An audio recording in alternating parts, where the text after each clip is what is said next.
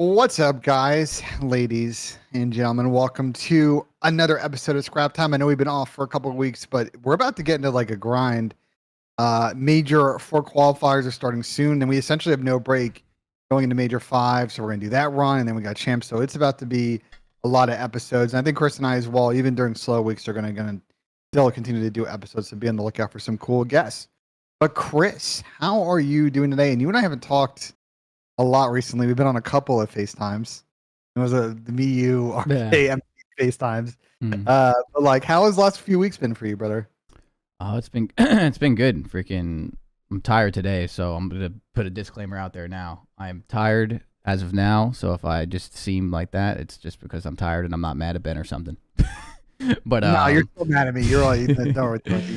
But yeah, no, the last few weeks have been good, dude. Freaking, this is like the first. I didn't realize how like it wasn't a super long break, but I guess like even a break like this feels long, just because like the COD season's usually like never ending. Like even after Boston, we came back and like went right back to freaking scrims like literally like 2 days after.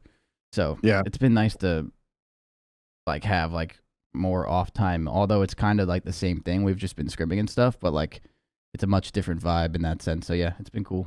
So I'm excited to get back to like this week is leading up to the matches and all that stuff. So it's been good. How about yourself, Ben? How have you been? Honestly, not. I'll be honest. I'll be straight up with you. Not that good. I don't know. I was in kind of a low spot the last couple of weeks, just like mentally in a weird spot. I think like I just wasn't funneling like my positive and negative energy into like good coping mechanisms. So I took a week off last week for a bit, just to Like kind of streaming and like everything? I took a week off from streaming last week. Yeah, I okay. streamed like one day just because I was just trying to find myself again. On top of that, I've had some like PC issues, and I think I'm almost at the bottom of. But like, I can't stream like I don't know. I got this weird black screen issue. I've been wanting to play FIFA. I've been on a FIFA ground with like Cap and Yeah, you've Shane. been playing clubs and at night. Yeah, we've Yeah. been clubs, but I can't stream clubs because every time I play FIFA after 10 minutes, my PC crashes. So, sure, that's been That's no weird. bueno. But I think I got to figure on that, and obviously matched it back this week. So I think I'm in a like much better spot. Honestly, some of it is also just winter, bro. Winter in Ohio, like the last couple of weeks has just been like it's just been a ping pong, and spring's finally coming, and I think I'm gonna be like in a better mental spot. I don't know. I'm just Listen, you it's in a need weird one. golf, dude, in your life. You Oh, I do need need golf. yeah, dude. Well, going through ups and downs is completely normal. So like that's like totally that's totally fine. And obviously taking that week off is smart. So like props to you on that. But yeah, dude, you need golf in your life, dude. You need some good weather, some good sunshine, and to get out there and get out of the house. Because yeah, I definitely understand the East Coast, especially Ohio, bro. Winters in Ohio are brutal. Every time we used to have events and stuff like that, that place is definitely tough. Probably when you're just like kind of locked down. So yeah, I understand that. I'm glad you're back. I'm glad you're back on the up, dude. That's important. Yeah, I feel much better now, but we'll keep it moving. So yeah, other than that, I mean, what you've been streaming a lot of like rank play, DMZ. I know some of the rank play kind of hype is died down a little bit, but like, what have you been doing the last like week and a half on stream? Outside of scrims and stuff, just yeah, DMZ. It's weird enough. I love DMZ. It's like my favorite thing right now. It's not even like that. It's like a challenge in a sense. It's more like just fun. Me and Maven just run around, do some missions, fucking bullshit around, and it's just like a good time. It's like a much more relaxed time, and I think everything else right now is just like kind of like, I don't think rank play is bad, but for me, like when people ask me about rank play all the time, like why I haven't been playing it, it's just like I just don't have like a reason to play ranked right now. You get to the highest rank, and I would say like 9 out of 10 games when you 4-stack are pretty easy, and then you get like every once in a while you get like another really good 4-stack, and like it's really fun. But it's just like I'm not a pro, and I'm only streaming 3 to 4 hours a day, so you can't get top 250 with 3 hours a day. It's not possible. Yeah. So it's like yeah, I feel like I'm just kind of just like running into a brick wall with it for myself personally, because I'm not like in it as much as others. But I hope they change the rank system though a little bit, where like you can have a better solo queue experience, and like it's a little bit more like if you beat higher ranks you get more SR. But yeah, so I've just been playing DMZ for myself. It's been fun, but I'm definitely excited to get back to the swing of things with everything. Well, I think just one more kind of break question, and then I got some more stuff. Like you were touched on earlier, obviously you guys got back to scrimming like 2 days after after the Texas stuff. Like how has that been? I know last time we talked, a big focus I think on your team was trying to get a little bit more consistent in the response. I talked to Austin at some point, Austin said a big kind of focus for him was just sort of realigning the approach on how you guys want to hold and push out hard points and who's in the hill and what's all that. Like, how has that process been the last 2 weeks leading up to these next set of matches? Good so far. It's been much better in the sense of just like how we play hardpoint. A big thing with us is we were getting a lot of kills and we were losing. A lot of people talked about that, but it was just the like did a lot of VOD review of like older games and just like seeing like how like things were flowing in those games compared to this game and just like seeing a lot of like individual tendencies of just like what's actually going wrong because where you don't consistently outslay or you don't consistently have that many kills and play such close hard points or lose them as much. I would say we're still doing decent enough, but not nearly to the standard that we want to. So it's just like we kind of reevaluated the entire system of like what we were doing in hardpoint and like, you know, focused on a lot of individual tendencies that are like hurting the team, not in like, you know, a selfish way, but just again, like you have to break this tendency of what we're doing in certain holds and pushing out and a bunch of other things. So like the last couple weeks of scrims have been like a whole entire reset of like just everything back to the basics of like what actually wins you hard points and like what's important for the team more than anything else. You know, like does not matter about anything else. What's more important to the team and all that stuff. And the first couple days were some growing pains, but now I feel like we've been playing really, really good hardpoint right now. So I'm super excited to continue that. We're still not perfect, but I think we've taken a really good step forward. And in scrims right now, this is like the best we've looked like on like a good day. Like when we're playing really good right now, like when we show up and we're all playing good and everyone's like, you know, locked in, this is like some of the best hardpoint I've seen us play. So I think we just got to keep going with that momentum right now. And that's good. I mean, yeah. I mean, you guys are in a advantageous position because you're first in the standings right now, over 200 points. So champs qualification locked essentially, and you're just kind of obviously want to win these next two events, but everything's about sort of the marathon. So good to hear that you guys have, you know, not I don't know, a lot of teams. Whenever I talk to pros, like these 2 weeks are always very important when these breaks are, because some teams that are not disciplined really fall to the wayside during 2 weeks like this. They lose their ability to be ahead in the meta, and then they spend an entire like 2 weeks with less practice time during matches trying to catch up instead of trying to get ahead. So it sounds like you guys have the right approach, which is good for the Atlanta FaZe fans out there. I want to touch on Major 3 for a second, because since we last did an episode, I think they've done sort of a final accounting of sort of the numbers from that event. And I wanted to talk about a little bit about kind of your thoughts on it. So Activision tweeted out on the 23rd, so this is a little bit under a week ago, that the final accounting of Major 3 is that it was the second most viewed event in Call of Duty esports history. So we've talked a lot about, you know, how do we feel about the game right now? Obviously, you know, Fortnite creative, CSGO 2, there's a lot of market pressure going on. But on the CDL front, things are probably, from an attendance and viewership standpoint, at the best spot they've ever been in the history of the CDL. So I think combo, like, I guess my question to you, Chris, is just sort of two questions. One is, you know, from your perspective, both being on a team and a community member, like, what can the community do to kind of keep that going, keep that momentum going, so that we can maybe make this the most watched season of Call of Duty esports of all time? I mean, the community right now is just keep doing what they're doing. If you're talking from like a content point of view, the more post and pregame shows, the more talk, the more content built around it will always help. It'll bring the hype from obviously other places that like a lot of people don't know, and then just again keep doing what we're doing. I feel like Call of Duty competitive is in such a fun spot. You know, you have the Scump watch party, you have the Flank watch party, you do the watch parties method. Like, there's so many watch parties and all that, where I feel like just the hype of just regular season matches and then events is just like unmatched. And then like, I think it's just going to keep getting better and better and more competitive. And I feel like we're just on a really good track right now to keep doing that. So we had a interesting conversation on the Flank last night, and I thought that Parasite made a good point. So Chris has been streaming like every day. And I don't know if you've seen, but his stream's been popping, and it's been popping because he's not actually getting a lot of CDL viewers. He's getting a lot of these like kids that have been really enjoying rank play, and they come in and they're like, "Oh, you're an ex-pro. Oh, you're an ex-COD champion." Like, they're learning stuff from him. But these are people that have actually like never watched the CDL before. yeah, So Chris is making a good point that we have a interesting opportunity now to get people to start watching, whether it's, starting later this week on Wednesday and Thursday, you have Challengers Elite, which I'm always excited. That's always a good watch. And then Friday, Saturday, Sunday, you got matches again. So then continuing to convert like casual fans that are really enjoying the ranked play experience. And now it's like, oh, well, there are pros out there that play this for a lot of money and they're going to do stuff that you've never seen before. Then converting those people are really good. I think one area of opportunity, I was curious your thoughts on. I think the watch parties have been really good, obviously, from the flank. We've been doing ours. The Optic crew has been killing it as well. Shout Zin, Paige, Roger, Matt, everybody over at Optic who's been killing it. I miss people like Corey. One thing I've been curious on your end is I haven't seen a lot of teams since COVID's now obviously gotten a lot better. A lot of teams in sort of the first part of CDL are doing a lot of like in-market stuff. I'm curious your thoughts why people are like aren't doing a lot more like fan meet and greets, trying to capitalize on this momentum and like do some community outreach in their markets. Do you think a lot of that has to do with like some of the teams being based in Dallas and not in their market, or more just people are sort of in the middle of the season and they don't have time to kind of program and feel out when they would have availability to do those type of things?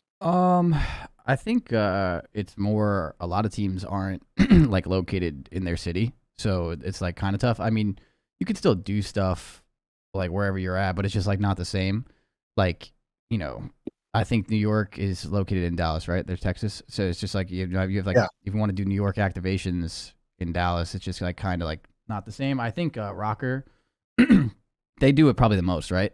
They do like a lot of the watch parties, they did all that stuff. Like, well, yeah, the other stuff they have going on too. But like, I think a big thing is just like a lot of the teams right now aren't really fully located there.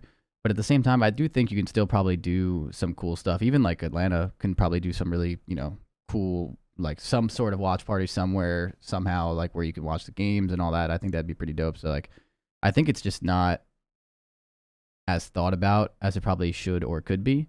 And I think that'd be probably a big thing. So yeah, no, I do remember that though. That's actually a good point. I forgot about those. Other than I know ROKKR does those a lot, and I think Toronto still does them, if I'm not mistaken. But I think there could be more to it. Yeah, we'll get to ROKKRs in a second because I have a whole. They're doing a lot. In fact, this weekend, and we'll get to it. But I was just something I was thinking about over the weekend because I'm just like viewership's there, interest is there. Yes, there are a lot of teams in Texas, so they can't exactly do fan meetups in Texas because I think the way the rules work is at that point you got to make sure that optics kosher with it, and they may or not be kosher depending on what you're trying to do. That's true too. So yeah, it's really tricky for the teams based in New York, but you've got two teams in LA that can do stuff local. Yeah, like the LA teams definitely could do. Florida cool could, stuff. Yeah. Boston could. Yeah. And Boston's actually been doing it. I want to tip Boston. They've been doing these breach kind of combo lands of Helix, and that's where the team plays anyway. So there's meet and greet opportunities because they're just in a room in that same building. But I think this is if any team exec personnel or marketing folks are watching, like this is the perfect time if you can find room with either your players or other ambassadors on your team to start getting people excited locally to start watching. The watch party stuff that ROKKR does is really cool. I know Atlanta has done it with the sort of Rain fan group. They've kind of crossed it over with your FaZe team, but I know they did a bunch this weekend for the Overwatch Pro-Am, which is their first a series of matches back for this season. So want to see that. I think the other flip side to it too, though, is there is, again, Activision is probably feeling a little bit of the heat now on the market pressure in regards to Fortnite and especially CS2. So they need to continue to innovate on this title. Otherwise, going to end up like a situation like Halo. So, there's some things that we were promised or were rumored that like we haven't seen yet. I don't know what happened to new team skins. I know there was supposedly conversation that they were going to get some design skins. I think Jacob Hale reported about it in the fall. I haven't seen those yet. I'm curious if those are coming out anytime soon. I'm pretty sure they're. I don't know when or anything, but I'm pretty sure they're happening. Like I think they are happening. I just don't know exactly when. But I would hope to say soon. Well, I mean, the season it is Major 4. So. Season 3 is in like 16-ish days. Yeah, so maybe I would take a guess if I probably could ask and find out too, but I would assume like maybe season 3, like which is in like 15 days. That would probably be a good time to drop probably new ones, especially like leading into champs. So I do think we're on track to get like really cool like skins or something of the sort. I'm not exactly sure, but yeah, I would assume season 3, or I would hope so. Yeah, if they wait till champs to release them, it's just like at that No, point. you need to do it like Major 4, Major 5, yeah, at least. Yeah, you need to do it now so people can kind of use that as part of a lot of promos. So, and then one is again going back to the rank play kit thing. You've got a really good population now in rank play using the in-game messaging. They should really drive viewership over the next couple of weeks. Like for example, the big promotion that's going to be going on the CDL starting next week is bounty matches. So highlighting the fact that some of these teams are playing for some decent money on some of the matches coming up next Friday would be a really good kind of tie-in point. So hopefully the league starts to figure out to do that. Obviously, they haven't announced champs yet. That'll be another kind of marketing beat that they can hit on soon. I hope that announce is coming out shortly because I'm tired and you're tired as well. People probably asking you where champs is. Yeah. And when if they can announce that, that would be fantastic. Yeah, that would be nice. So I think, look, while Overwatch League has had its issues, I think Call of Duty League in general, just to kind of wrap this up, is in. I mean, I don't know about how you feel. Probably its best spot ever. I think, in terms of yeah, I think they're interest, really good. viewership. Yeah, Yeah, I know the overall global economy is not as good as it was in 2019, but I just think where the league is positioned is good, and there's obviously other stuff they can add, but we've talked about it on other shows. I want to go back to the ROKKR thing real quick because again, an example of something that's a local market engagement that if this works, I can see this being a way bigger thing probably next season, which is ROKKR this week is going to be playing the first of 2 home series events. So what they are doing is they're going out to first this week in Madison, Wisconsin, which you might be like, what's in Madison, Wisconsin? For some of our international viewers or maybe people in the U.S. that don't know what's in Madison, Madison is where the University of Wisconsin is. So it's a big college town. And they're going to be playing in the theater against Florida and LAG in front of a crowd. I don't think the game plays on LAN. I think they're still playing online servers, but there's going to be a crowd atmosphere. And I'm curious your thoughts on it. Are you excited to see kind of how this works? And do you think if it is a success, do you think other teams are going to look to do something similar, kind of play online matches in front of a crowd? I think so. Well, it depends. I guess it depends on how willing teams are to travel and all that stuff for like matches and everything. But I think it's a cool. I'm curious to see how it plays out. I think it should do well. My thing is, does ROKKR, since it's like ROKKR matches and stuff, they're playing Florida and LAG, right? So do they fly Florida and LAG out, or does that like get chosen by LAG and Florida to like choose to like get flown out to them? Like, how does that work? So we asked. I've interviewed Brett Diamond, who's COO version 1, which is a parent company of ROKKR, twice. Once on my stream, and we did it once on the couch in Boston. And what he said, I don't know the financials of it, right? I don't know if ROKKR is paying for those teams to fly out or not. I would assume they probably are. Someone said ROKKR said they're paying for it. I think that, but yeah. So I think the way that it did is the ROKKR announced it and then basically went to the teams and be like, who's in? And I think a bunch of teams were likely not interested due to sort of the travel stuff. I think, again, love Madison. It is a funky-ish time to be there. It's still border. I mean, again, we were talking about earlier. Like, I live in the Midwest. It's like not the most ideal time in the Midwest, I would say. But I don't think that there's infinite weekends that ROKKR could have done this. So they're just trying this out this one time, and the next one will be in St. Paul later on, and I think in May. So the weather will be a little bit better. So I think for this one, it was trickier to get teams. But I think like if the atmosphere is good, if there's excitement. And again, we go back to the local market engagement. If there are opportunities for these teams to come in and do stuff, I think teams will be interested in doing future ROKKR ones. When I talked to Brett, they were very keen on running this back next year and so on. And I can see other teams, like, for example, Optic, that already own a venue. I'm sure you guys will probably be interested in doing something like that. I can see the LA teams like, yeah, you're still playing online COD, but I'm sure playing in front of a crowd and fans is better than just sitting in your facility losing full. Well, the online COD aspect of it though too, isn't it? If you're playing it from the same place, you'd be playing on a server that you're basically all pinging, like at least like around like 10. Like it's not LAN, but I mean damn near. Like it's really really fair, and it would still be a cool atmosphere. I do think it's cool, and if more teams did it, like yeah, you can get a lot of like like it's not a major, it's not as expensive as running a major or something of that sort, but you're still getting, a lot of local people to show up and like support the team and all that stuff. So yeah, I hope this is like really successful and it does like really well. So other teams like kind of look at this and be like, damn, we should do something like this either obviously later in the year or next year and stuff like that. I think that's a better way to kind of have more activation with matches and some hype around them. It makes them probably even cooler for that, regular season matches, and it's not as expensive as running a major. Because we had a conversation in my chat the other day about like just how expensive and how hard it is to just like get a major up and going. So this could be a really cool substitute of something like that too. I listen. Their majors are a 7-figure. Yeah, Unless you own a venue and you can reduce costs, it's 7 figures. This one would be a little bit easier. It's a 1-day show. exactly. Both these matches are happening on one day. And when I was talking with Brett too, like they've gone so as far to make accommodations with CDL and the teams on if those teams have to play other matches that week, providing them a facility to do so. That like, was my next question. Yeah, that's awesome. Yeah, because when I talked to Brad and a few other people over at ROKKR, like this is why I like the ROKKR folks, because they are not only invested in making these experiences good, they're also invested in making sure that other teams and other players have good experiences. It was the same thing with their major when they ran it last year. Like they're super in on the community building. Yeah. And I think they see this as a potentially really good business model for them. They still want to figure out how to make money, but these are commercializable. They're cheaper to run. You still get fans in. You could repeat this a number of times throughout the year. Like they're doing this twice. I could see a world in which they explore and how can we do this every single major cycle, If there's 5 next year, how we do it 5 times. I'm very curious to see how this works. And I'm very curious to see if other teams do it. We've seen in Overwatch League other franchises do it. We've seen Houston Outlaws do it. We've seen the Dallas Fuel do it. We've seen a couple of the teams in the Eastern region do it. Who else has done it? I think I missed one. The Toronto, at least one of their Overwatch franchises has done it as well. But we did the first time it's happened in COD.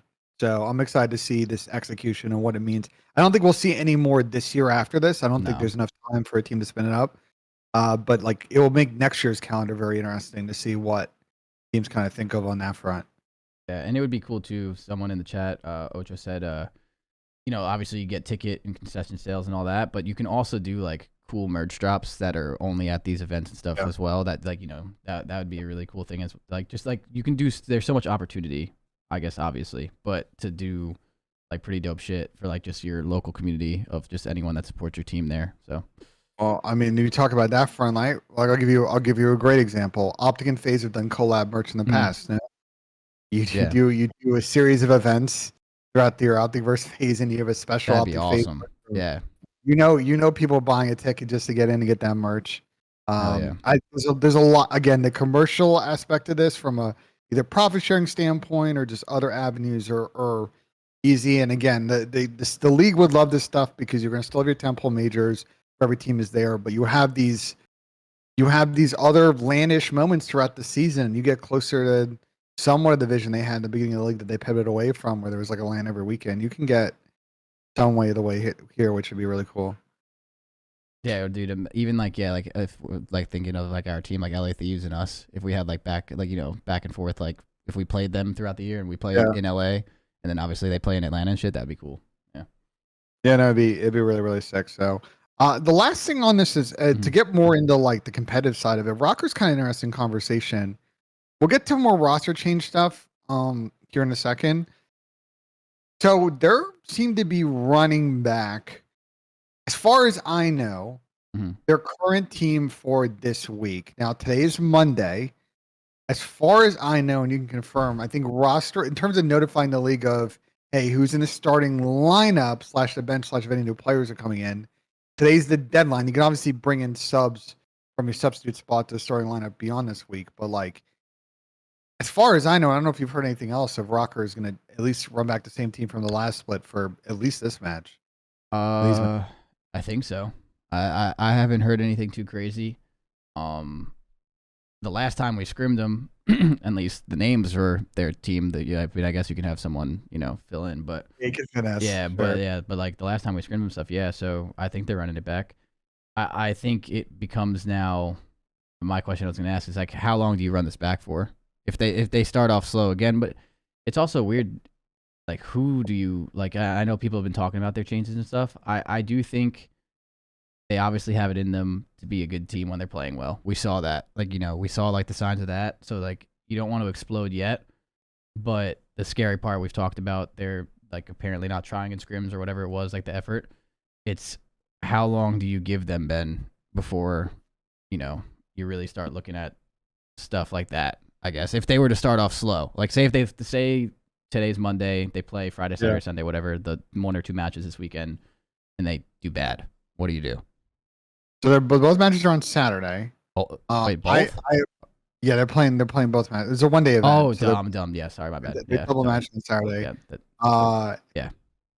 I had heard a few weeks ago that they were trialing people. I wouldn't be surprised if maybe they may maybe then, yeah. try that. But like, I would say it's just like if they pull up this weekend and they're playing 2 winnable teams, the matches that they're playing this weekend, I'll tell you, are Florida and LAG, or 2 teams that if they play to their potential, i.e. not going 0-8 and Surge and not winning a single S&D somehow with the team they have, I think they can beat both teams.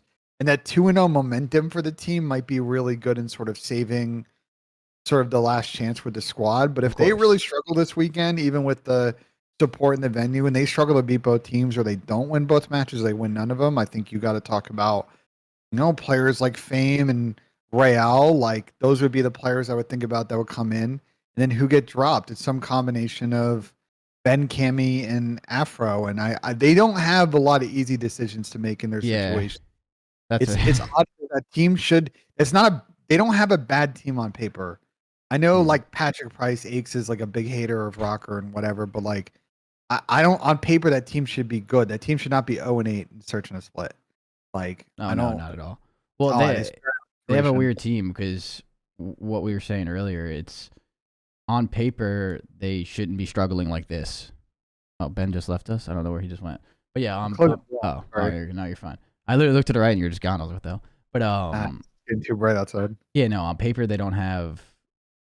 They shouldn't be struggling like this. But at the same time, clearly behind the scenes, there's something that's like not clicking, and I think that like just show. I don't know. Like I feel like that decision is probably actually easier than you would think for them if it comes down to that, because like it's not a test of like. None of them would get dropped because of their skill. All those players on their team are good players. So it would just come down to what's not clicking, like personality-wise or effort-wise or whatever it was that they were talking about. That's what it would be. But like, yeah, do you think if they go like 1-1, do you think they still visit that topic? Like, where are you at with that? Like, I don't know. I think, bro, I'm gonna look at it. Okay, so this is, these conversations are always tricky. Like, I'm looking at it from a pure GM angle. Like. Yeah, that's what I'm asking you from. I want you from a GM angle right now. Yeah. The GM angle is like, I don't think anyone on this team should have a safe spot right now with the way that they have played all season. Yeah, they had a really good major too. We should tip that. But again, this is the same problem we've had for ROKKR for years. It's like they can play 1 good weekend of COD, maybe 2, but outside of that, they're not consistent the way that your team is, or Thieves has been, or Boston is. Like, and that's the aspirational goal that they have with that franchise. They want to win chips. That's why they've invested all this money. So from a GM perspective, and I look at how we played so far this season, the money we've spent, the players down in our development angle, we've got players like Panda and ROKKR who have been all the challenges level for a long time and could fill in a specific situation at the pro level. And we have Rail and Fame that are flying in challengers at certain levels, unknown quantities at the pro level, but have a lot of really good tangibles. Yeah, I think it's continuing to keep this team on the toes and staying hungry. I mean, you heard what Brian and Danny have said in interviews and in their their video series, like documentary series. Like they feel like the team took its foot off the gas after Major 2. Yeah. And they like, it's either carrot or stick, bro. And this might be a team that needs to stick a little bit. And I don't know. I think this is a massive weekend, a massive split for this coaching staff and for these players in terms of how the rest of the season is going to go. Because there are people chasing their tail on a champ spot right now. They're not 100% champs. Oh yeah. No, they're they're not sitting comfortably at all. But I guess to be like not devil's advocate, but just like to bring up a point though, that interview that we keep referencing about like the foot off the gas, blah blah blah. That like was that not the start of Major 3 matches? weren't they like what 0-1 at the time or 0-0? They were like 0-4. They were like That was when midway. they were 0-4. Are you Yeah, sure? no, it was definitely not in the beginning of the split. Was it? They were, I don't think it was middle. 0-4. It maybe middle like 0-3. It was I either 0-3 or 4. It was the I second don't week remember. matches. Yeah. Yeah, but my After, point to that is like after that interview, nothing seemed to really change. That's the scary part with that because like clearly it was addressed publicly. So I'm sure everyone on the team or coaching staff or whoever, whoever needed to hear it heard it, right? Because we all did. And like nothing seemed to change. And there could be like two ways to look at that. Like there was just so much frustration probably behind the scenes of people just being pissed off that like not everyone was being the best version of themselves. So like they kind of just continued to crumble. They go to the event, hope for the best. They kind of, fall short there and they're like, all right, rock bottom here. Now it's time to fucking turn it around. Like that's like kind of the eye-opening moment. But like it's like I feel like you almost had that moment already beforehand and nothing seemed to really change from that. So like that's like the scary part. I think these two first matches for them are huge. Like this day of matches versus Florida and LAG, like yeah, I think these are like I don't know. They went to land. Did they get 3-0 too? I don't remember if they got 3-0 it's like I don't they got smoked. Like they're so like nothing seemed to change where it's like kind of scary and that's like where if you're supporting them, it's like what the fuck's going on. But I guess we kind of have to wait and see. Yeah, I don't know because even if it was an effort thing and they changed it around or maybe they didn't, but something's going fucking weird. I don't know.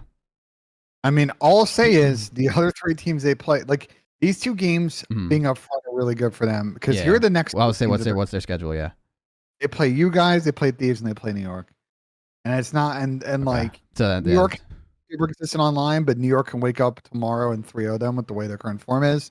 The same thing online have been iffy. You guys finished 3-2 every split, so you're clearly trying to change that one. So hopefully, yeah.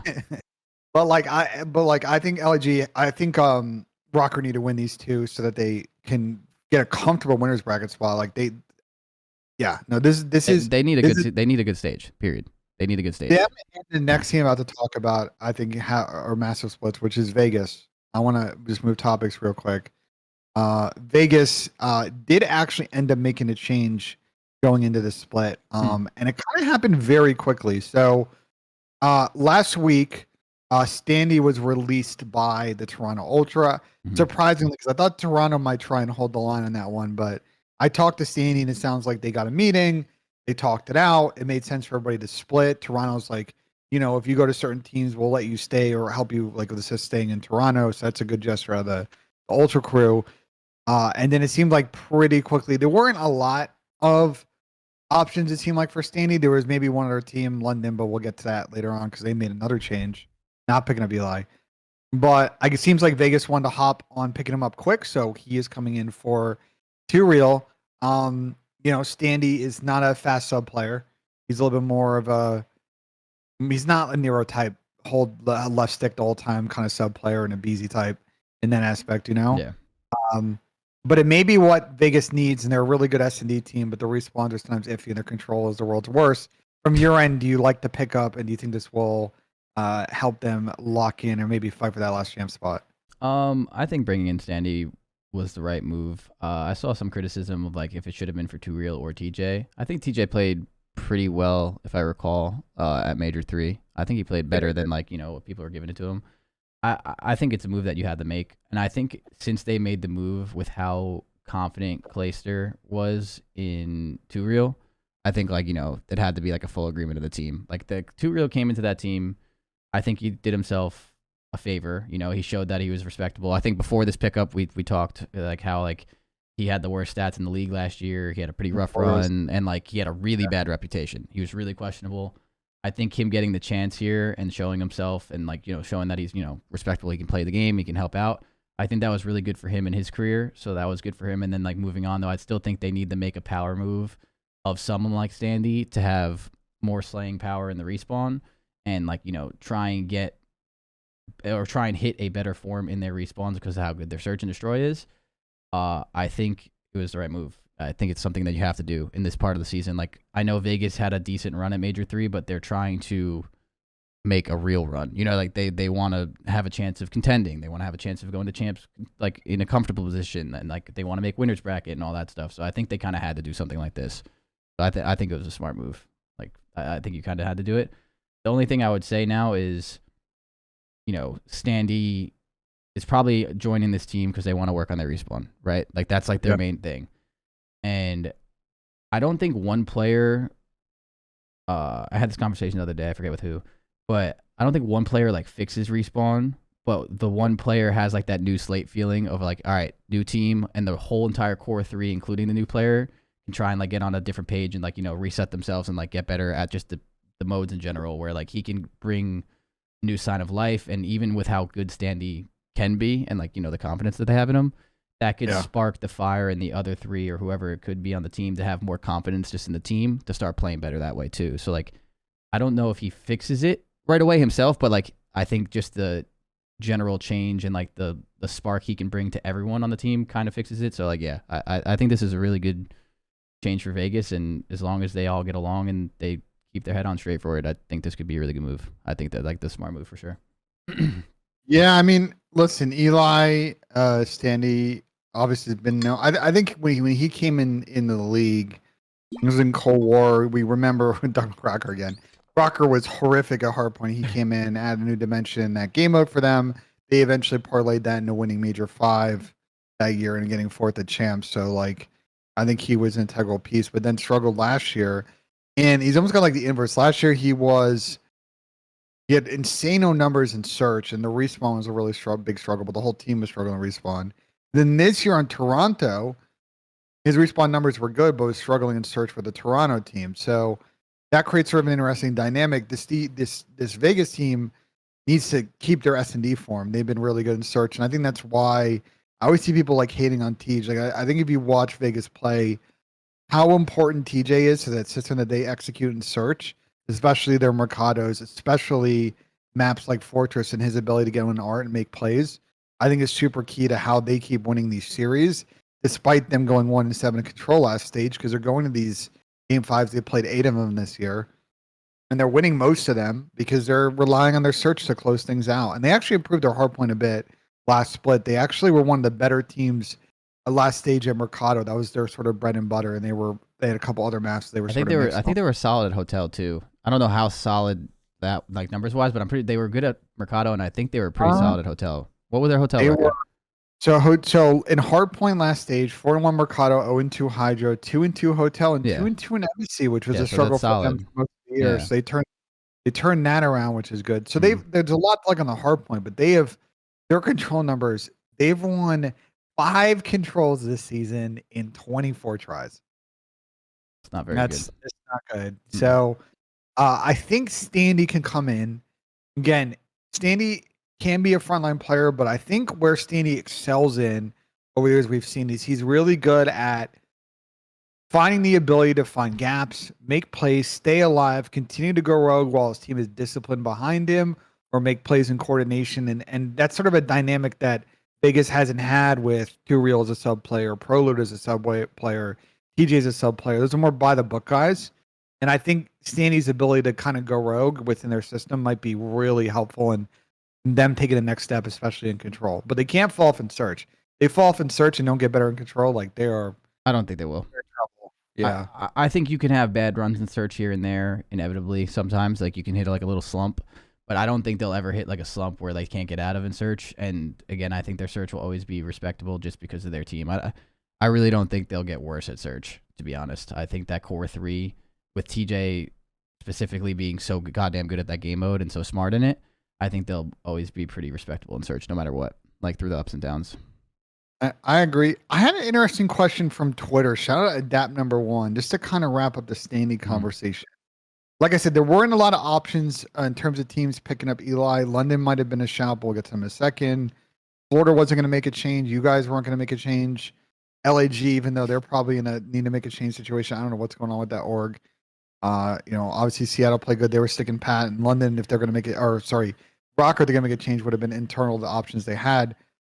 An interesting question I got from Twitter is like, if you think about Boston's issues, right, between Nero and Vivid, they're both been pretty inconsistent at times this year, and Reese had a pretty tough stage 3 in the respawns. Like Standy might have been an interesting fit for Boston because they have 2 subs that are very much frontline players, and he could have come in and been a little bit more of a playmaking type sub. I don't know your thoughts on that, but sort of an interesting thought process from someone on Twitter.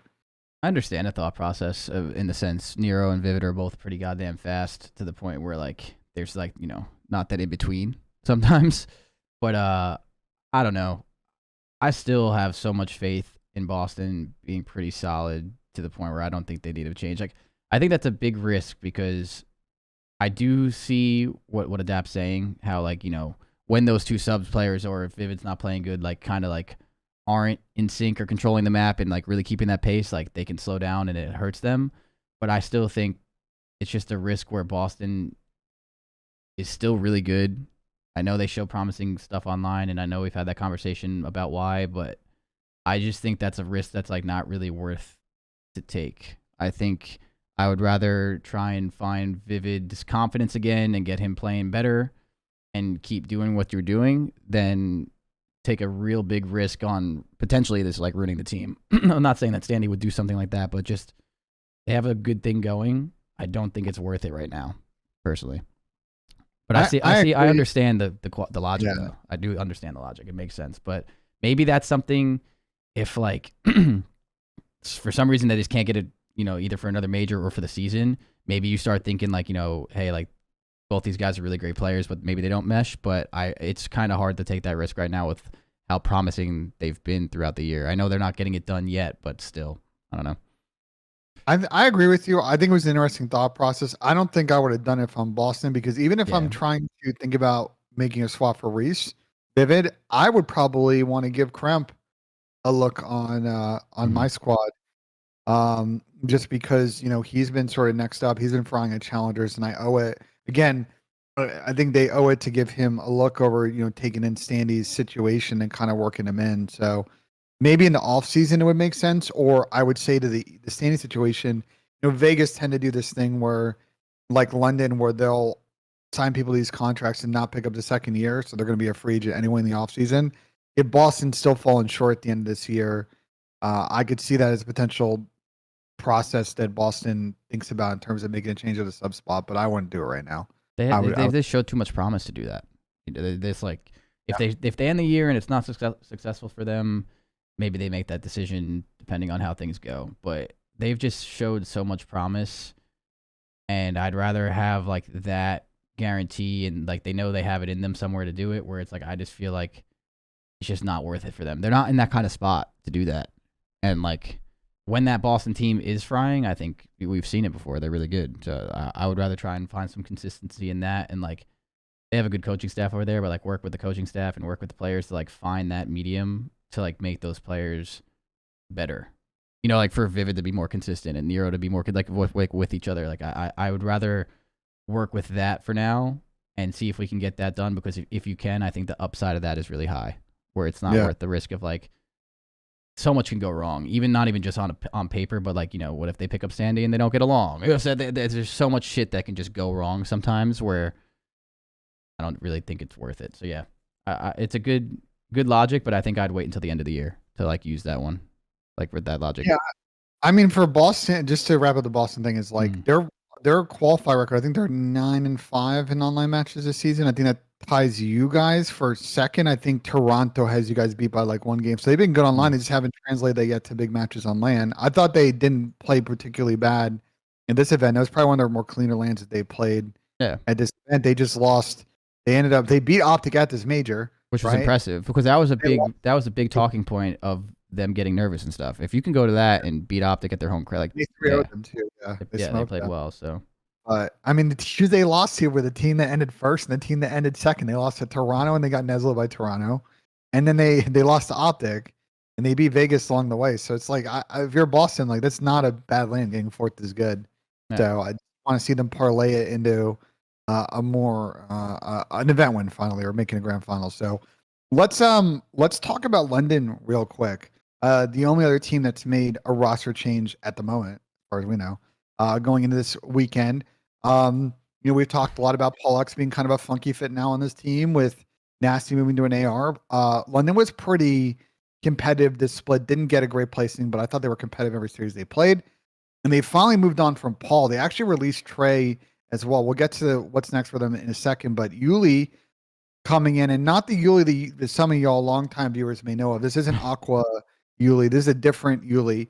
He's been grinding challengers for a second. He was recently on the Decimate Gaming team, in which pretty much everybody, including their coach, got picked up by squads in the CDL after their Boston win, and he was sort of the last man standing. He finally makes it onto a team in replace of PaulEhx. So, do you like the pickup? But do you? My other question to you as well is for London. Do you think they made this move one major too late? Maybe. What's their standings points right now? So they're dead last. Yeah, they're dead last, and they have like 50 points, I think. ROKKR right now have 110. Yeah, London's 50 points in 12th. ROKKR is 110, so they need to make up. Really far behind. Yeah.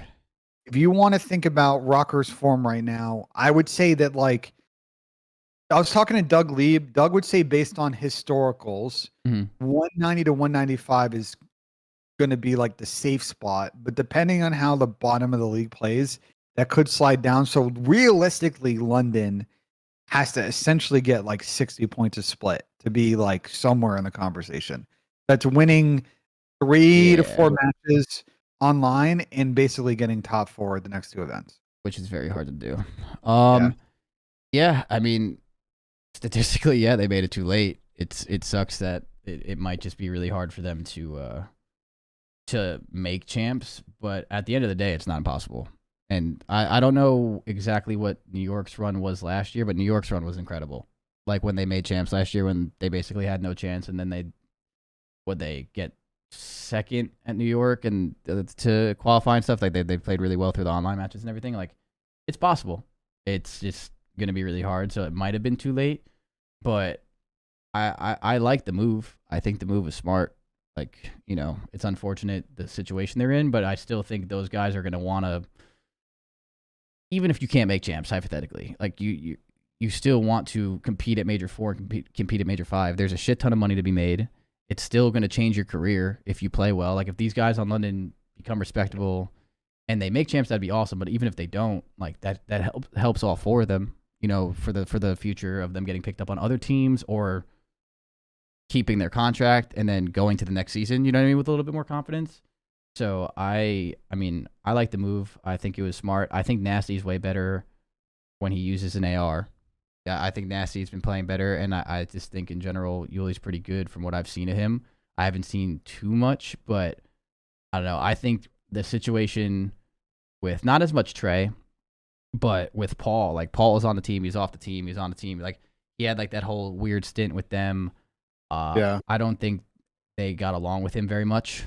And I think it was just kind of chalk. So I think having a brand new challengers player who's probably super motivated to be in the league and show off his skill set is going to be good. So I don't know. I like the move. I think it's still really good regardless, even if like they can't make the full run. I think them doing their absolute best to have a respectable end to the season is still really good for all of them with their confidence, their future careers and everything. So I like it. I think it's smart and I hope they do well. Yeah. I mean, I think it's too late. Yeah. I think they're going to make a little bit of a run here just because LIG and Florida, I think, aren't in the best of spots right now. So I can see London ending up in that 10th conversation. But they're probably likely going to end up, if they play well online, like having to go to the last event, probably having to win or get second and hope some stuff breaks their way. It kind of sucks that, and we'll have this conversation probably in a few weeks, but like I think the point split in the CDL needs to be rethought for next season because there's just too much emphasis on online placings, and with how competitive the league is, like, bro, getting top 6, you get 20 points, should not be the equivalent of 2 online wins. It needs to be a little bit higher. So, LAN should definitely mean more. Yeah, like, Vegas's top 6 should have helped them a lot more than it did. I agree. I want us to sit down. I think in a few weeks, sit down and actually like. I think we should try and create what we would say is an ideal point split. I want to get some people in the conversation. Yeah. I'm down because I think right now it's like you look at how not to get too sidetracked, but like I look at the league right now and like it is very competitive top to bottom. I would say that there are a couple of teams that have been seeing that 10 through 12 spot that are at times uncompetitive, but not uncompetitive in the ways we saw in past seasons where they were just a 100% non-factor. Like Florida beat New York at the last LAN. They're staying 11th spot right now, right? LAG. They made that roster change though. Like they made a lot of roster changes. Like, Florida completely, but they're still, their thing. they're still not beating everybody, but they can still take scrap. No, but they're not a free win. They're not a free lick. Like yeah, it's the same thing with London. Cold War. Yeah. Yeah, Cold War was a year where there were probably 2 or 3 free wins. Modern Warfare 2019, there was a year where there were 2 or 3 free wins in the league. Last year, by the end of the season, there were a couple of teams that were sort of out of it. This year, I feel like even London in 12, we just talked about. Bro, London, every like series that London played for the most part last split was decently going the distance. They just weren't good enough at control to really like kind of cleanly kind of be a factor in those series. They beat Toronto in game 5 online. They beat LAG in game 5 online. They lost to Boston game 5. They lost to Optic game 5. London looked good against Optic at the event too. That's what I'm saying. So they it's good. They didn't win, but they played a pretty good match. I mean, both. If I remember, the control went to a last round that London won because Optic don't win offenses on the map. And we'll get to Fortress Control in a second. But I think both S&Ds went to like round 10 or round 11 that Optic clutched up, and then I think London beat them. I think in the Hydro on the map one. That was a close one. I think the how they play was close too. But that's the last place team you're talking about right now, and they're very extremely like they're not a free win at all. Like they play well. It's again, it's definitely something to revisit and look at because it's weird. Like half of me wants to say like obviously you have to start off hot, play well through the season, and qualify for champs. Like you have to earn your spot to go to the event. Like I personally do think that. Like I don't think you should just be handed an event for sucking all year. Like it should be some sort of like qualification process because I do think like being able to just check out until the end of the year is kind of whack. Like you should have some consequence. But what you just said though, I do think top 6 20 points is 2 online wins. Like that doesn't make any sense either. Like I feel like the LAN should have more. Like there should also be more pressure to go to these events and not get body slammed. You know what I mean? Like you should not be able to like getting last place in an event should also be like a huge missed opportunity. And it doesn't help you right now, but it still should be like there should just be more on the line in general for that. So like I would love to actually probably sit down and talk about that. That'd be a fun conversation. Yeah. I didn't even realize how fucking ass backwards that could be because of that, but that's crazy. Yeah, I've had some brief combos with someone. I think there's maybe Octane on it, but we'll get some people on that have some thoughts. The last London thing, so Paul and Trey were released from the organization as part of this change. So I don't think London, I think probably like dominates probably their sub now. So okay. What's next for both players? Paul's been in and out of this London lineup. He's been kind of ping-ponging back and forth between a couple of teams. I'm curious what's happening with him, and Trey is now racking up the years as a pro. I wonder on his end how longer he wants to do it. I'm curious what you think both players will do next. I don't know anything about Paul, so I don't know. He's obviously young. He's pretty talented. From like he's definitely not a bad player, and he's younger. But again, that weird on and off with that team kind of scares me a bit. It just seems like there is like there was some toxic shit going on. I don't know. Teams don't go through that without it, so I have no fucking idea. But Trey, like I love Trey, I really do. Trey's a good friend of mine, but yeah, like he also runs a role where he's not really a sub player. Most people are gonna pick up Trey to be an AR, right? So it's like he runs a role that's pretty fucking hard to it's really hard to be an AR because it's only really one spot per team. Yeah, you can be the flex, but like that's a different type of AR. It's not the same as like your main kind of slow playing and like playing smart. So it's just like Trey's in a tough spot. I'm not saying he can't come back and find his way and everything, but I feel like what would be next for Trey is if he plays in challengers and does well and like reminds everyone that like he's still really good. Like I think he's gonna have to do that instead of like getting kind of onto a team. It's just gonna be tough with how competitive the league is, to be honest. Like he's not in the best spot right now, but I think it's kind of like, I mean, Clayster's got a crazy name, it's fucking Clayster. But like Clayster went through the challengers last year, you know what I mean, and like played and showed that he still had that fire. I think a big thing for Trey, from my perspective, I could be wrong, but is he has to go in that kind of scenario, like go to the challengers and show that he still has the fucking want to play. When you're an older player, I think a big thing that people look at is the hunger of like how much do you really want to play, and that's not just playing rank play a lot and all that shit. It's just like the difference of like how badly you really want to scrim, get better, and make the team the best team you can be, especially with the veteran presence. So I think with him, I think going to challengers, doing well, and showing people that he's still willing to fucking grind it out to fucking make it would be a big thing for him, and then he can find himself back there. But he's definitely in a hard spot right now for sure. I think his team. I think he's teaming with. I don't remember who his team was because they need to play in the elite qualifiers. I think they're already in. I think he's playing with Darkside. I don't remember who else is unhyped. Who's his team right now? He's in the elite, so we're gonna see him later this week. But I agree. I think for Trey, it's like he's at the point in his career where like he's got the someone said Bink, Darksides, and John Exotic. So that's a pretty solid spot. I think for him is like he's in that point now where he plays a tough role that's competitive to get in the league, and he's got to like you got to almost beat people with work ethic, right? Like why do people absolutely yes. Why do people like Lamar keep pulling down spots? Like it's because they outwork the shit out of people. Whether it's not just in-game stuff, it's the actual team building shit. Stuff. Yeah. Yeah, the out-of-game stuff is where I think Trey's going to provide a lot of value because he's one of the most experienced players left in the scene. I mean, he's been around for a long time, won chips, played in different pro leagues, played in massive events. Like, I think figuring out how to parlay that into extending his career, or for Trey, like if he wants to hang it up, if he wants to move to content, like he's a funny dude, you'd see him kill it. And it's the same way we've seen with like Tom and Zin. Trey obviously also does like, and I think he can do like other games become a variety streamer. So I think Trey said the Paul one's interesting because I think Paul's been kind of on a borderline league spot for a while. And I think he's just got to figure out in his role, which is probably best as sort of a flex or a full-time AR, how can he improve his consistency as a player and again be a sort of a value add from a team standpoint?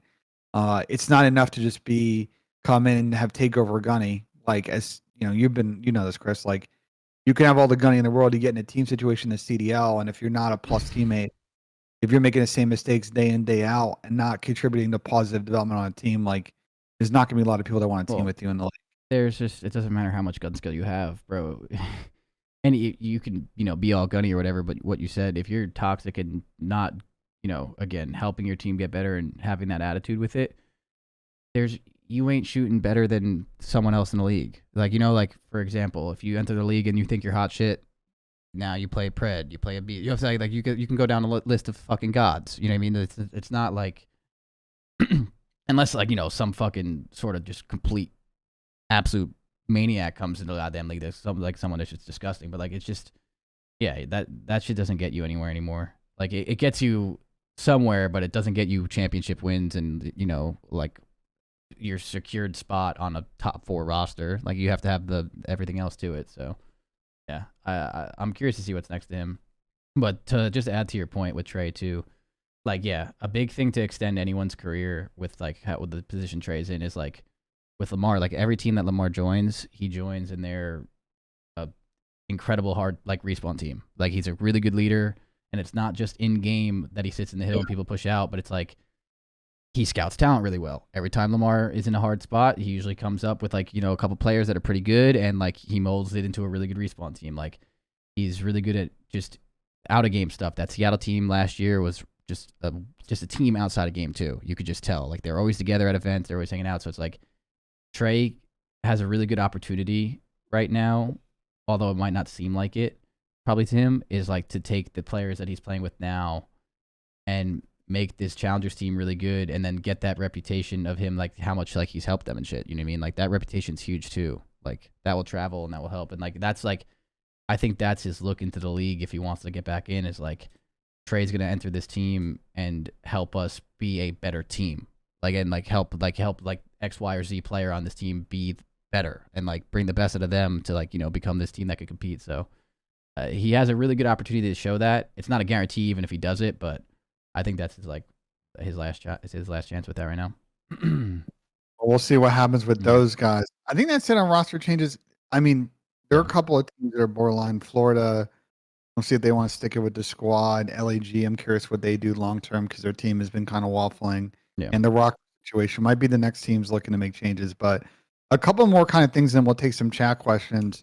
One thing you and I talked about on stream a few weeks ago when we were testing it is Expo, Himmel, whatever, Expo. I forgot what some German word is the beginning, but I know that on the esports build, you guys are still playing on like the January update, so you can't yet play this map, which is hilarious for a number of reasons. If you want to go off. Yeah.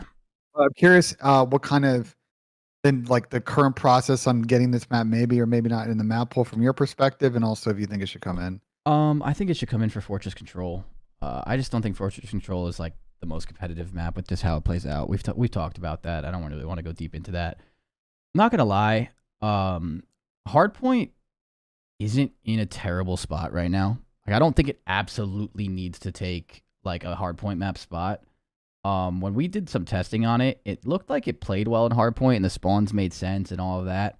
I would really have to see it tested between like two really good teams a couple times to see how it plays out, and like, you know, then we have a talk about which maps it can take out. But I think Search and Destroy too. I've seen a lot of back and forths with Mercado and Fortress, and even to what I just said about Hardpoint, I don't think Search and Destroy is in shambles right now. Like Control is in shambles. I think Control right now with how Fortress is in just a bad spot. I do think there is a way to play Fortress Control to obviously have a better chance of winning. Like there is a slight gap to it, but I just think it's boring to watch. It's not the most competitive map the way it plays out. I think it absolutely needs to be replaced. But the Search and Destroy thing, I've seen people go back and forth, and I'm curious to see what you think just from your perspective. But it seems like a lot of people want Mercado out over Fortress. And I do think both of those maps kind of suck right now. I do. I think they're like not the best. But the only reason why I think Mercado being taken out would be a mistake, and this is like with an asterisk next to mistake, is I think Mercado's fixable. In the sense, and I've been rumored with this new update that the spawns did get changed. I don't know if that's true though, so take that with a grain of salt. But I feel like Mercado is such a fixable map if you just change the initial spawns to be consistent. You can, you know, make offense and defense a little bit more sided. You can change that pretty easily, and then I think that map's not terrible. I think Fortress, there's nothing you can do to make that map better at all. So kind of Fortress is just what you have in Surge. So like, I think if you were to replace one, it would kill me inside to replace a map that's like way more fixable. But then on the flip side of that, is that map ever going to actually get fixed? You know what I mean? Like, are we actually going to get that map fixed? So like, it kind of sucks. So that map plays really bad if it doesn't get fixed. So it's just like, I don't know. I think to answer your question, the initial one, I think it absolutely needs to take a Fortress Control spot. I think it would be a really good play for that. And then the other two are up in the air. But I don't know. I just think Mercado is just so much more fixable than Fortress, but at the end of the day, like I've talked about it on the stream, are we actually going to get anything fixed? Who the hell knows? So it's just something that we have to come out and see. I don't know. So I see why Mercado S&E might be getting out because I see it too. LA Thieves, ROKKR, Seattle. That's all their auto video. That's 4 of the 6 teams in the league. There's a couple of teams that also hate that map. That's how you get into 6 or 7. Mm-hmm. My thoughts on this are this. Fortress as an S&E map is a very straight up search map. You can't really do a lot. And Slasher put it once on a watch party with us. It's like going to casino on Fortress. You basically are putting all your chips on red or black, aka are you gonna hit art? You going top window, and if it works, great. The ball lands on fucking black or red, and you're getting your chips, or it's not, and you're out. Like, and that's how that map plays. Mercado, I agree, is super spawn dependent, but I feel like there's more evolution on Mercado. I feel like teams, bro, I watch teams play, and I feel like the B bomb site, even with the spawns, is just super exploitable, and the people are just like so afraid on how to like actually set up and get the bomb down at B, because if you get the bomb down at B, the B setup's actually really good. Like we know how hard it is to break like P3 and P6 on P5 on the map. Mm-hmm. But if you get the spawns though, like you have to go A. You're like, why not? Well, you don't have to. Well, you don't have to, but if you have the spawn to beat them there though, you might as well just take the house control. That's the problem with it. And it's like then sometimes if you don't, then it's like weird. Like I don't know. I just think I still like with Mercado, for example, I'd love to see how teams on offense can take middle map a little bit easier. Like I feel like all the offensive teams just get stuck in this like we have to hold A and play team deathmatch A and not actually get like map control. And I think that would like evolve the map more because you can actually dictate the defense a little bit better and you can get that bomb down B. Like I think there's more evolution available in Mercado. So we get that out of here. Like Fortress is S&E is not going to change this season. It's a pretty straight up map. You're going A, and then late round you might be able to go B on offense depending on the situation and the confidence level. You might be able to go B first round with no trophies if you can get across. But other than that, every round plays the exact same on that fucking map. I don't think necessarily the same on Mercado. I think it can evolve, but I understand again this is the politics problem with asking the pros on what maps stay or go because they're going to vote for what maps make them better at this point in the season and guarantee they make fucking champs. And for like ROKKR, for example, who are sitting on that spot, they're 0-3 on Mercado.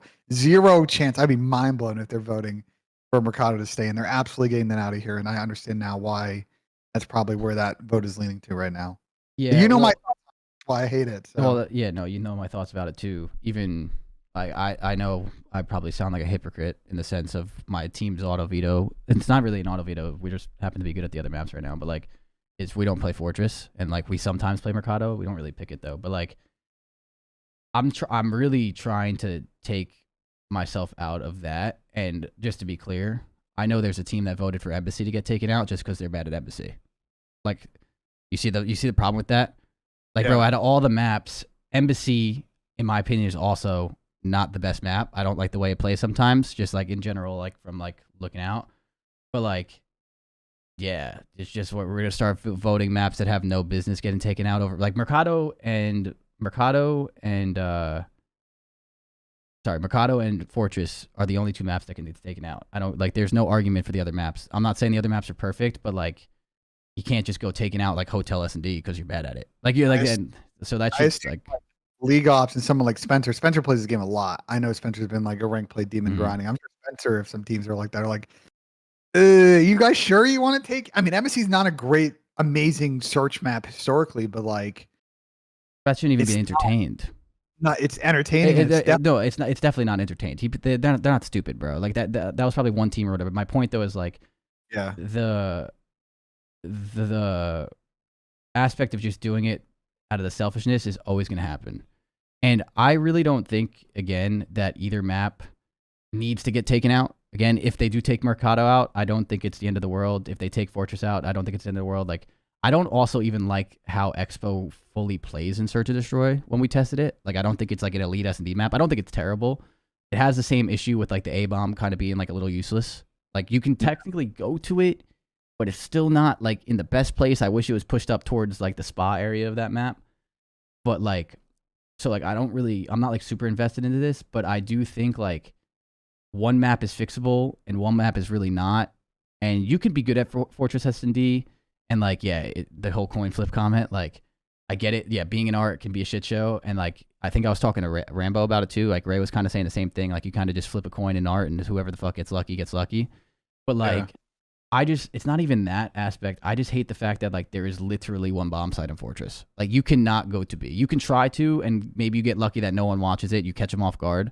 But like that B bomb site is like ridiculous. It should be pushed out past the gate or something. So it's just like so odd to me. I don't know. It's just so like I feel like that map is so hard to fix. Where Mercado is something that like I feel like I don't know. I just feel like you just have to do that. But again, I don't think anything should take it out if we don't need to. And we don't even have the smokes conversation, but like if smokes were viable in this game, Fortress would be playable because you could smoke the B cross and go. Absolutely not. I completely disagree with that, bro. You know what Fortress S&D would be? You know what Fortress S&D would be if there were smokes? It would just be I'm gonna go out the fucking middle. Well, like again, it would be playable, but run through it. Bro, it would be, I'm going to go out the middle of the door, two teams are going to throw smokes in the middle of the map, and everyone's just going to fucking run through that shit. Yeah, that'd be comedy. That's exactly what that'd be. Talk about fucking gambling. If you get a trophy down, you block the smoke, then they're just fucked. Like, I mean, no, there is some aspect to it, but I think, it would be so trolly because I know people talk about one ways in CS and stuff. People always use that argument. But like with how aim assist is and shit and like control, like it just talk about like randomness. It's just like, it just gets fucking mixy. I don't think smokes are terrible in a lot of maps. So I'm not hating on smokes in general. But like that map specifically, bro, you would just go out the front fucking door of art, throw a smoke and just get fucking crazy. But again, to your point, yes, you would have a better chance of going B. But either way, Ben, imagine if you were pushing B. All you have to do is, it's like breaking a P3. Bro, you know how hard it is to break P3 on hardpoint? Like, that bomb site is just placed in such a shitty position in general is my point. And I think fixing that and getting the developers to fix that for us just isn't going to happen. Where like Mercado, I feel like is more fixable. And when they fix that, you have more bomb sites. You can get a little bit more creative. I don't know. But again, our hands are tied because who the knows if will that ever get fucking fixed? Who the fuck knows? And that's going to lead you to, I'm assuming, what you're going to say next. But if you want me to say it, I will. Yeah, you can say it. So anyway, I'm hoping this changes, and I'm pretty sure we finally got to the point where it has been changed. But a lot of people keep asking why the map hasn't been fully put in yet. It's just because of that kill cam glitch and stuff. The pros have not been able to update their game on the patch that they play because we've been waiting a solid like month and a half, maybe 2, for that death cam glitch to get fixed. And then it became the black screen, and then that was an issue, but I'm pretty sure the black screen is now fixed. But like, yeah, it took forever for that to be fixed. So we couldn't add, you can't add Expo even if we wanted to, because then the whole entire game becomes shitty if you like update for that map. So like, just another way, like people like, you know, your hands are tied where it's like, how long are we going to take to fix this? It's the same thing with Mercado. Like, will it actually ever get fixed? If not, then maybe you take the map out. So again, just a little bit more support there would make these conversations a lot easier. So I don't know. Hopefully, but I'm pretty sure it did get fixed on Friday. So I'm hoping that if it's fixed and everything else is, we should be able to get this new map in for at least control, and it should be some fun for that. So that would Fortress Control needs to get out of here. And actually, on that topic, one thing that was popping up last night was conversations around hydro control. Have you seen some of the convos between like Dan Ghosty and Sam Octane on this topic? I haven't seen it at all. What have they tweeted about it? Well, some pros are thinking that might be worth a shot. So did Sam say that or Ghosty say that? I think Sam. They were all like playing rank play the other day, and I think chat can back us up. I think multiple pros have said it, not just Sam and Dan. I think it's been a couple more. They may be viable, probably worth a gander or try and see actually how it plays. This gets back to the key problem of when this stuff happens is like, unless the league is telling teams you have to play it twice during a scrim session and help us out, like teams aren't always going to be obligated to be like people testing, you know? Yeah. Like, I mean, there are some teams in this league that just like won't play all 3 control maps in a scrim. And we'll just chalk control maps on a daily basis. Who's doing that? I don't feel like anyone does that versus us. I mean, it happens every once in a while, like, but like it doesn't happen like consistently. Like back in the day in World War II, TK literally just wouldn't play you in London Dock CTF. Like they would just leave. But like that hasn't happened to us like that too much. I don't want to name and shame the 2 teams because I'm running back into he said she said, but I know there are 2 teams that at least a couple of times a month definitely like will pull up to a team and be like, I don't know about running these controls. But I think the issue is like, again, as we've talked about with the map veto process, is if these maps are viable, well, teams need to be testing them. And Sam was talking about on stream the other day that people don't want to test them. And I know there's a patch issue with Expo, and that's preventing that. But if hydro control is viable, well, it's in the January build. So why not try it? So let's get sorted. Fortress control, the S&D hardpoint combo is interesting, but at minimum, we if I see Fortress control beyond this major split, like we have problems. No, I don't think we are. Again, if that black screen's fixed, I'm pretty sure we'll get the new map control in there. Hydro will just be harder because the water routes and stuff in general, people are not going to want to deal with, and then you're going to have to get everyone to test the map out and see. And so I don't think that's going to happen. I wouldn't be against testing it though. Again, I'm willing to do anything to just get Fortress out, just because I think it's such a bad map. The bar is so low. But yeah, I mean, I wonder how hydro control would really play. Like it's just the water being so cheesy. But even with how hard points developed on that map, I feel like you've still now figured out how to play the water. You can be in the water more. Like, you know, you can cut it off. Like I think people are getting better with that too. It's still not the best system, but again, when we're comparing to something like Fortress, the bar is so low that like it's definitely worth a shot. But again, that goes to the league forcing that. Like you're not gonna get all these pros on the same page to scrim the maps that they feel is a waste of time. You know what I mean? It's just very hard to do. So that's why I do think the addition of the maps to ranked every once in a while for like a weekend or 2 would be a really cool way to test it, because a lot of pros play rank play, and you can just see how it kind of plays in general just to get some reps on it. So I think the rank play edition of Expo is really cool, and I think that will help and stuff. And that's if they can ever do something like hydro, like that's the way you test stuff out for the future, and hopefully we have that. So I think that's the best way to do it for now until the league has a better system of like forcing teams to really try these maps. But yep. Yeah. And to the person that said there's no point of scrimming Fortress Control, that is, oh, back to that really quick. Yeah, Ben, that's never happened to us in a scrim. Every once in a while, maybe there's a team that will like leave on it because like they're obviously having a shitty day and they're like, fuck it, we're not going to play Fortress Control for a while anyway. But to not scrimming Fortress Control, what do people not realize that if you get to the final and you're not Team A, you're playing Fortress Control? Like, you absolutely need to scrim the map. Like, that mindset with how, like, if you want to win an event makes no fucking sense. That is the dumbest thing you can do. And to people saying, what? You go. I was going to say, and to people saying, like, I don't think that map is very competitive. I think it plays bad. But there is still some small method to the chaos of that map that you can be a little bit better. It's not, again, the gap of it sucks, but to just say, let's not scrim it and just accept it when you're in the finals of champs and you're playing Fortress Control for your fucking, like, win, like, what the fuck's wrong with you? That's just so stupid.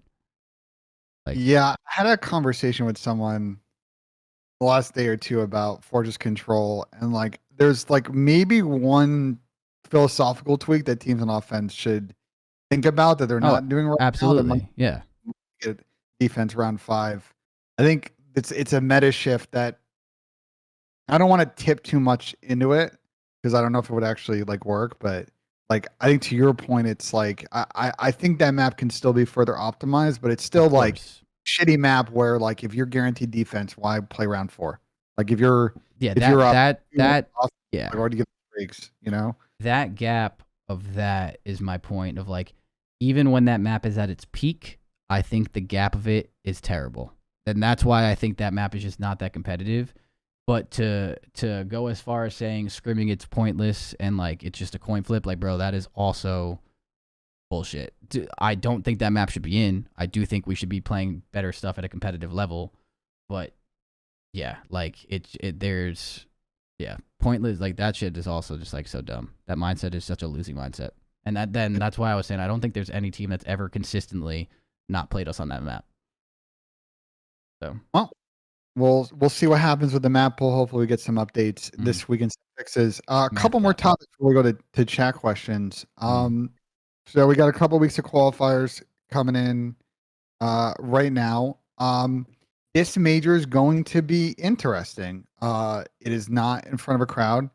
It is going to be in basically a closed LAN environment with no fans. We're going to be there with the flank's going to be there. I think there might be some other stuff going on there as well. But it's going to have a different feel. And my question to you, and I think I know your answer to this already, but is understanding that this is going to be one of those events where you can very clearly yell at someone across the stage and they can hear what you're saying.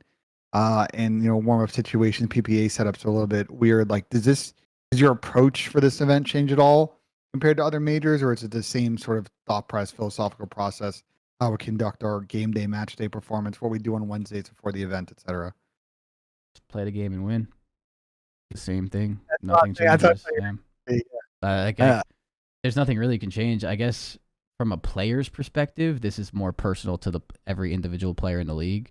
Like maybe you can't get like into a mindset that it feels like a major because like you're not like stepping on a stage and maybe like something like that, maybe.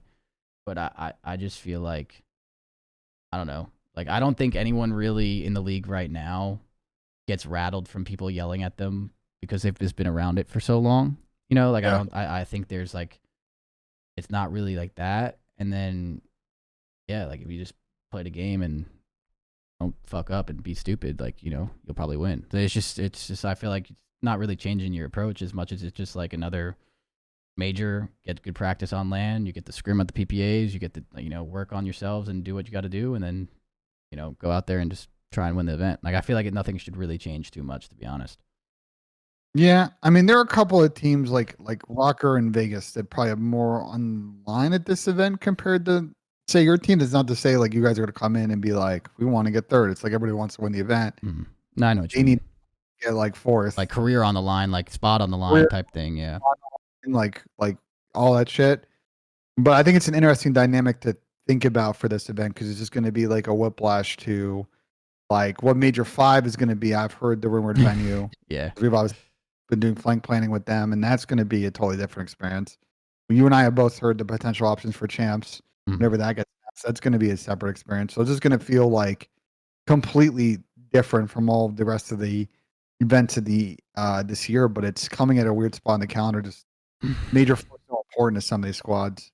So I Yeah. was curious. Yeah, no, I mean, I don't think any team shows up and just says like, especially if it's a major, money's on the line. This is a major. This is not like a pro-am, like, you know, like last year's pro-am was like kind of just whatever. But like, this is a major, money is on the line, real money, like good money. Some people's careers, some people's spots, the champs, like, you know, if you don't make champs, this could be your last year play. There's so much to it where like, I don't think this changes anyone's approach at all. Like, you know, the top teams right now are going to want to continuously get better and prove that they can win, right? And then like the bottom teams that are fighting for their goddamn lives right now are going to fight for their goddamn lives. Like, I think it's the same thing, just no crowd. I don't know. I feel like this is just another really, really good weekend to get as much practice as you can in and get better and get ready for the big one. For like, you know, just. Yeah, I would say that I've seen just one. I want to address one thing in chat. When I started thinking about this, it's like, well, why is this event happening in this former Major Four? Just for context, New York was supposed to run this Major Four event at King's Theater where they did Major Four last year. There was the last event. There were only 4 majors last year. There's 5 this year. But they pulled out in November, December, and then the league hasn't been able, I guess, to find a suitable alternative venue. And I know on the event experience, also trying to find a venue 4 months out is just not going to work.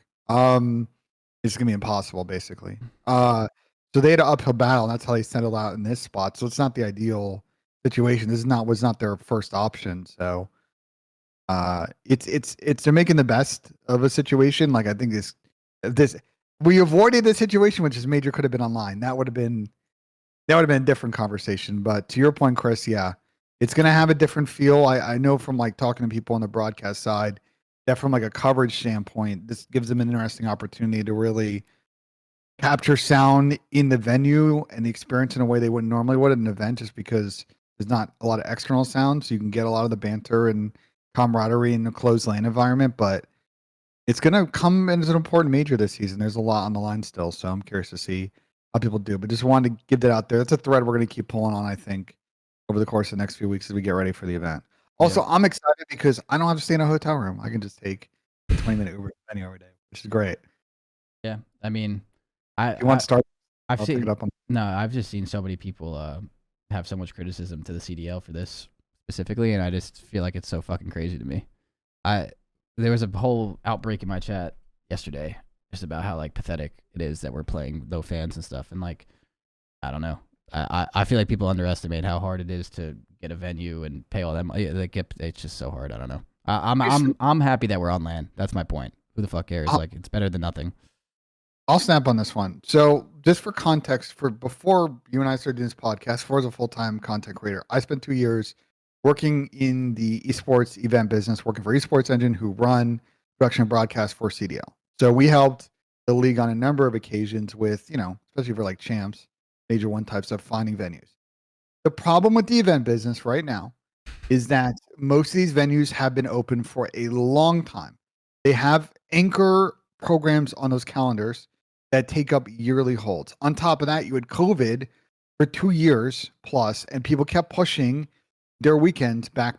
So you go to a venue and you say, well, are you available on this week 4 months out? There's likely someone that's already put a hold on the spot that you're looking for. On top of that, the problem with Call of Duty events as opposed to a concert, right? Let's say a Taylor Swift concert, for example, right? They have a touring set. They can get in there. They build it over a day or 2 days. They do the show and then they're out. A Call of Duty event needs to be in that building for 7, maybe 8 days, because they're building a one-time set. You have to set up all these PCs and monitors. Teams are scrimming on Wednesday, and the event is 4 days. And then you're getting out on Monday, if not Sunday night. So like getting a venue for a week is difficult.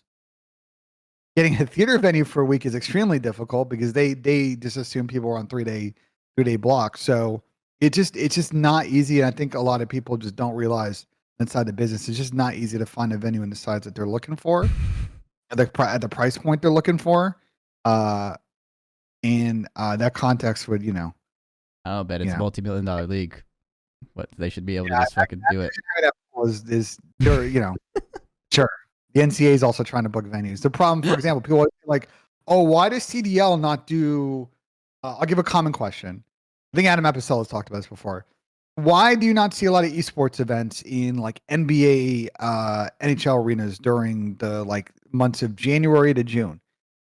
If I were to go down the street and go to Nationwide Arena, which I live nearby, and say, "Yo, I want to run an event there tomorrow," they're going to be like, "LOL, no," because we're not going to put any holds on our calendar during those months because, hypothetically, what if we make the playoffs? Hypothetically, we have the season going on for the NHL. Like, there are obviously venues like Madison Square Garden that have, a basketball and an NHL team. So you can never get in those venues half the year because they got to save those counter spots. And even then, when they do get concerts in, it's a fucking massive undertaking because they got to make sure the ice is staying there, or they got to melt the ice, or they got to put a platform where the ice. It just gets very complicated. So, the event business on the esports side is hard. It's hard when you're planning a year out. It's almost impossible. Assuming New York could let them know in like November, and this event is going to be the middle of April, the like 6 months they had is almost impossible. But it's a multi-million-dollar league. Yeah, there's other things too. Just the event requirements for a CDL event. Sorry, that comment just gets me. I don't know. I just feel like that just like has nothing to do with anything. Like I understand like where people are trying to come from with that, but like bro, like I don't know. It's everything to do with just the. I'm happy. I feel like just playing on LAN is better enough. Like I really don't think. Again, I've roasted the CDL for some stuff. I don't really think the CDL like was expecting New York to back out and then like have to fucking scramble and get an event and do all that shit. But whatever. I'm over talking about it. But yeah. You're saying New York event's the most expensive. I would say that it's got to be up there, right? I don't think that that's true. It's got to be up there though. It's still got to be pretty pricey to have a New York venue. I would assume. New York, because now we're getting the nerdy event business stuff. New York event could be expensive because New York's a market where buildings have exclusive labor or exclusive vendor deals, and they just make them numbers, and you get fucked. As opposed to some cities like a Dallas, for example, where you may not have that exclusivity problem. But I don't think it's the most expensive event that's being run this year. My guess is based on kind of how unions work and what's a union city and not a union city. I would assume Boston was probably pretty expensive to run. It's a new building. I know Raleigh wasn't that expensive, but that's because there's a whole grant program in the city with esports and yada yada. But I assume Toronto is not a cheap event to run. That's another city that's got a lot of union labor. So New York would have been expensive, but I don't think it was the most expensive. And we don't know where Champs is yet, so that's another. Yeah. And if anyone didn't pick up what I was just saying, I was being sarcastic. I was not disagreeing with Ben. The multi-million-dollar league comment is fucking as troll as it comes when it comes to this shit. All right, moving on. The last question is let's talk a little about the schedule. So let's start this. We'll start talking about matches that are coming up this week. Some interesting ones. We are finally getting back in the swing of it. The ROKKR stuff will happen. I believe on Saturday. So Friday we'll have an online set, and then Saturday will be sort of the usual kick around. The Call of Duty League website is low to low these days. I don't know what's going on with that. But back. Curious, obviously outside of your team's matches, you guys are playing New York and Florida, I think, this week. Any matches in particular on this calendar that you're looking forward towards? I got a couple. Let me see. I'm looking. I want to see the LA Thieves Surge one. I think that'll be a good one. I think that both those teams are so good at respawn. Breach and Ultra should be a good one, especially like online and everything. I think that'll be good. I'm excited for all my matches, so I'm biased. And then, am I missing any of them?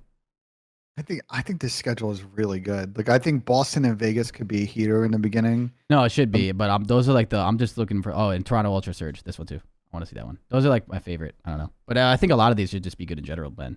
To be honest. Yeah, I think there's an opportunity that ROKKR walk over both those Saturday matches if they actually play to their potential as a team. So those matches could be a blow up. But we got Boston Toronto sandwiched in the middle of that, which is an amazing match. I think every day's got like one or two real, as opposed to the last stage. I feel like there were like kind of days where there weren't. I feel like this one there's that. Plus, there's always unpredictability.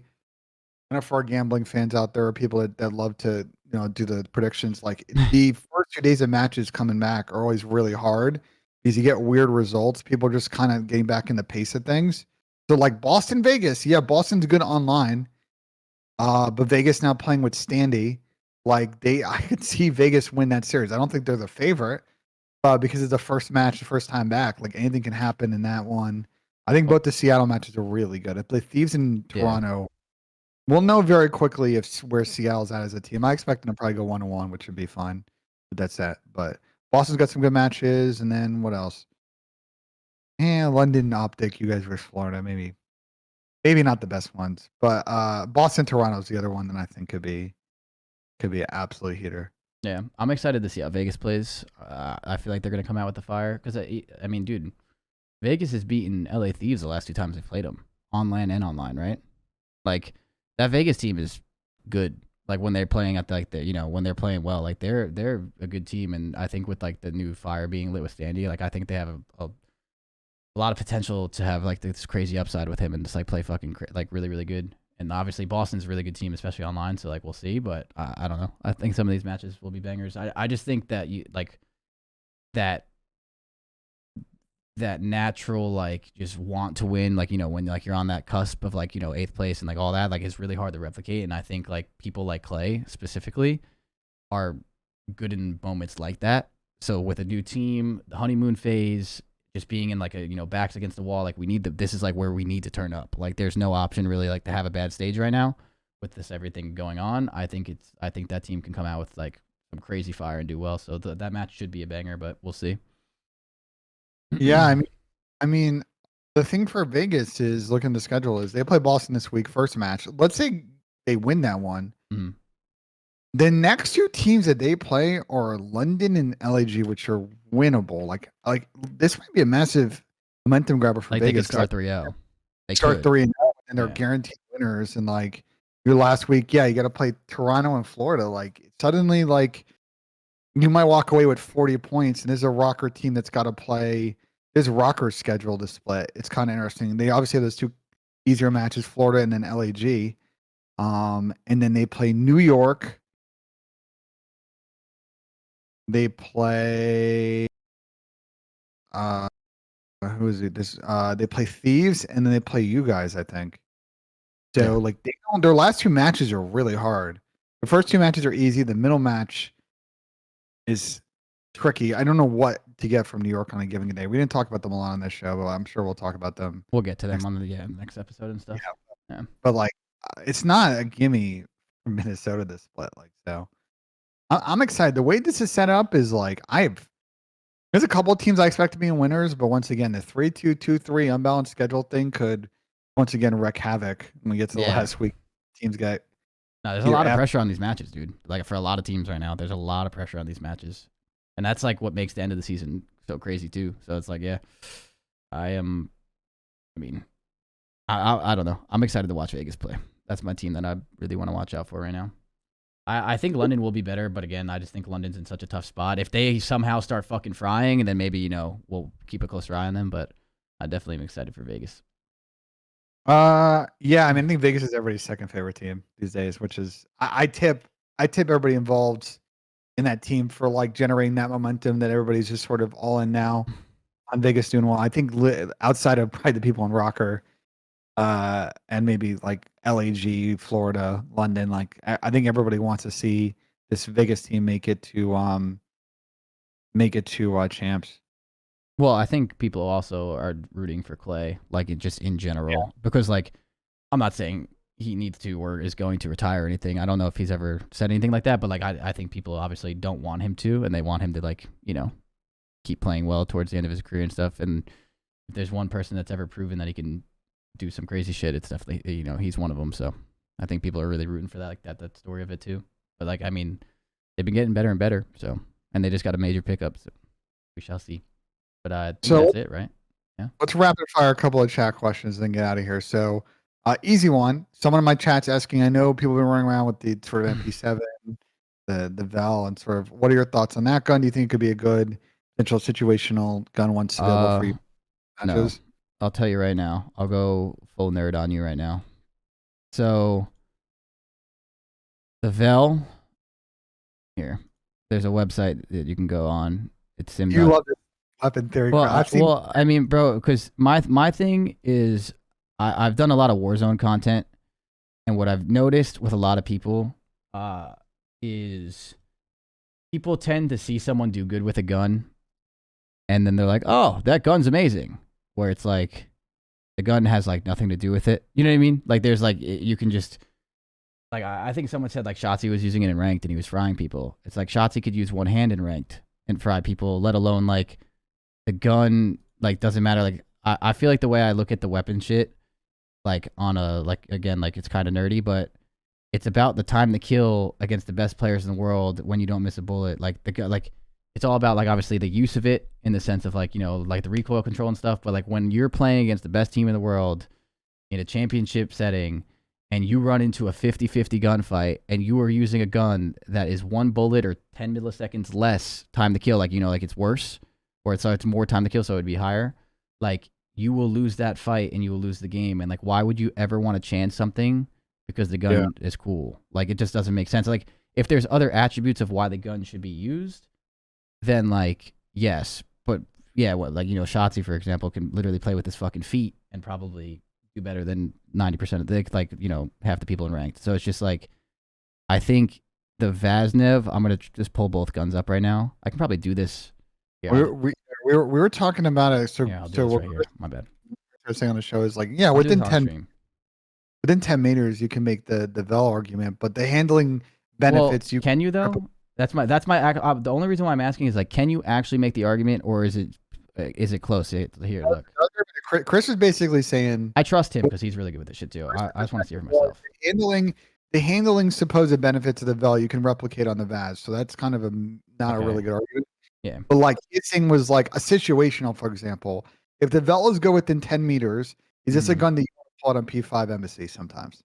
Yeah, let me see. That's like a very specific close quarters situational. You know what I mean? Like, yeah, well, you're not like you have to run cross map with that and gun someone planners. Like, good luck. Yeah, well, I'm just gonna put on a basic thing. None of these matter with time to kill. None of these matter with time to kill. So like the time to kill, you're not using a barrel or anything. There's no damage range. So this look, so that, and then the same thing. You don't use a barrel on the MP7, right? I'm almost positive you don't. I'm pretty sure you don't. But nothing else would mess with the time to kill. So at a base level, like if you look at both guns, within 10 meters, the Vaznev kills at 154 milliseconds and the Vel kills at 189. So again, why would you use the Vel? So within 10 meters, why would you use the Vel? That's what's the RPM? Where is it? Like there's this like if fires RPM. So yeah, that's also the RPM. The Vel is higher. The RPM of Vel is higher. So yeah, I see that maybe that's the argument within. Yeah, it's like maybe topping K isn't super high with the Vaz or with the Vel relative to the Vaz, but like if I'm a pro and I'm not gonna miss my bullets. The Vaz kills slower with limb shots. Oh, because you're looking at because you can actually. No, it doesn't, bro. Look at the leg. The Vaz kills at 231. Yeah. The Vel kills at 252. So that's not true. That's what I mean. My thing is like I just feel like people make up stats sometimes, and I feel like the statistics of the gun. Like I'm not saying you can't use the Vel and do good with it. Again, you can. My point is just like, why would you not? I'm not saying you were making up stats, by the way, Ocho. I just feel like a lot of people do. Like people the other day when we were talking about this were telling me that the Vel just kills faster than the Vaz, period. And I was like, I don't think it does. Like, if you're, dude, a BZ versus Shotzi collide. If one of them is using the Vel and one of them is using the Vaznev and they both shoot, technically speaking, the Vaznev wins. Why would you ever want to like? A good situation was, although this is not two different guns, but like just a situation that could matter. You know when Simp killed Pred on the Dead Silence cheese in Embassy, and he melted him. If he has a Vel there instead of a fucking Vaznev, he might not win that fight. Something as close as that. You see my point? Like, and at a championship level, I feel like unless the Vel would have like really really good perks otherwise, like for example, the Vaznev has really bad recoil and the Vel has like none, so you can actually hit your shots. I just feel like it's crazy. And then the headshots wise, so here we go. This is the one thing that the Vel has. This is a good point, like talking point. The Vel has a better headshot multiplier within 10 meters. But at 11 meters, it does not. So within 10 meters, if you can hit headshots, you can bail yourself out. But so that becomes like, you know, the trade-off. Are you going to shoot for the head within 10 meters every single time? Probably not. Could you get a lucky headshot? Yes. So it's like that would be the one thing, which is fair. It's like 30 something feet, right? So that's 10 like, meters is very close. Like it's very basically close. embassy. Like if they're running out of like laundry and you're sitting in the hill. Yes, that's about 10 meters. Like the doorway, that's probably 10 meters. It's very close. Yeah. So, but again, the headshots thing could bail you out, but like how consistent, now that becomes the choice of like how consistent. Like, I'm not saying the Vel is not usable, by the way. I just feel like the Vaz is just a smarter gun. But if the headshot thing is there, that's cool too. So it's like, yeah, I don't know.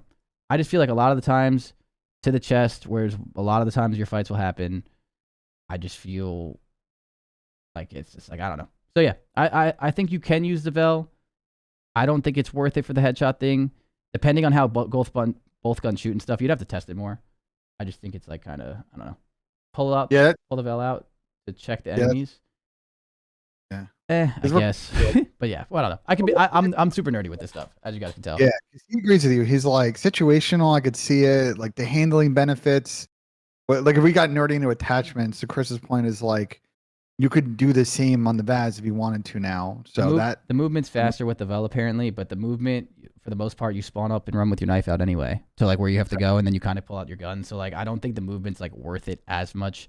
Again, there's definitely still, for example, Shotzi with someone, you can still, Shotzi can still pull it out and do good. I just don't know if it would be like meta for everyone, is my point. Like I still don't think it would be like the most optimal choice, but you can still very easily use it and do well. But again, like Shotzi using a Vel and using it and doing well, like that's Shotzi being good more than the Vel being the best gun in the game. If you're P5 embassy in the deep spawn, you're not just like face smashing. Yeah, it just depends. It all depends. Everything has its trade-offs. Fights, like, you know, we don't need the GA the Vel. You know, we don't gotta, people don't gotta start tweaking like that. But like, yeah, no. So yeah, it's very interesting. Two good questions in both chats. I want to wrap up for these. Let's do it. Need to go. First question. This won't be easy. Will we ever see a LAN league again? I think the answer, and you'll agree, is I think some people would like it.